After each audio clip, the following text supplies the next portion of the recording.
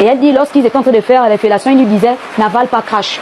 Qu'est-ce qu'il ne nous dit pas qu'au départ, elle avalait? Donc, elle dit quoi? Elle me dit, tonton Prince, passe par la fenêtre de tantine Kelly. Voici la fenêtre. Donc, mon voisin passe par la fenêtre de sa sœur et il appelle la grande, ma première fille.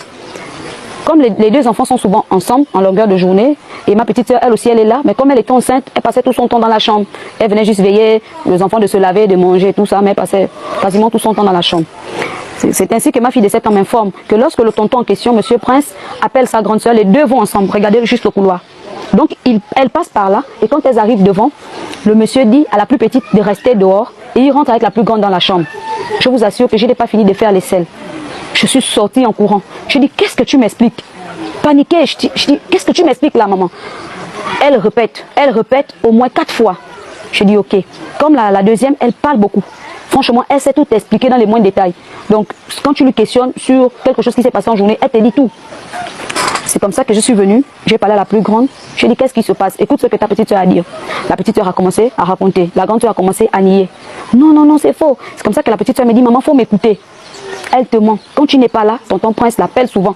Des fois, nous sommes à la pompe, il appelle, après elle part. Je me suis tue parce que j'ai vu que si je chauffais, la plus grande ne devait pas parler. Elle s'est écroulée, elle a commencé à pleurer. J'ai gardé mon mal en patience. Après, elle me dit, maman, si je te dis, est-ce que tu diras ça à papa? J'ai dit non. Maman, s'il te plaît, si je te dis, est-ce que tu diras ça à papa? J'ai dit non. Elle est rentrée dans la chambre. Elle a emmené 325. Elle a déposé à côté de moi. Elle dit, maman, je vais te dire la provenance de cet argent. Ça s'est passé un jour que tu avais reçu l'une de tes copines. Tonton Prince m'a demandé est-ce que je connaissais le nom de cette dernière. J'ai dit non. Il a dit ok. Après il m'a dit veux-tu être ma petite amie? Je ne sais pas si elle a dit oui, si elle a dit non. Mais elle m'affirme que ce jour, tonton Prince lui a remis 500. Après il me dit bien avant cela, il avait l'habitude de l'envoyer chez le boutiquier. Quand il l'envoie chez le boutiquier, après il lui donne 200, 300. Et même sa soeur de 7 ans venait constamment me dire maman, Yaya mange les gros pains à l'école. Je dis les gros pains comment? Elle dit pas ça que tu nous donnes à la maison, elle paye les pains à l'école. Moi, sachant très bien que je ne leur donne pas les sous parce que je ne voulais pas les habituer avec de l'argent. Je me suis calmée. Maintenant, un jour, l'enfant était venu, elle avait des bonbons. J'avais passé la journée à la maison.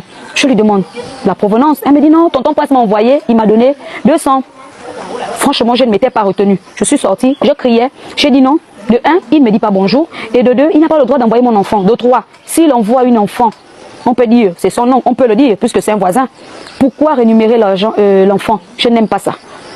Ce jour, j'ai cru qu'il a compris. Malheureusement, c'était continuel, il envoyait toujours l'enfant et tout. Après, il me dit, maman, jusqu'à ce qu'un jour, il a commencé à me dire, si tu deviens ma femme, je vais toujours te donner l'argent. Elle a accepté, apparemment, puisqu'elle prenait de l'argent, elle ne venait rien dire.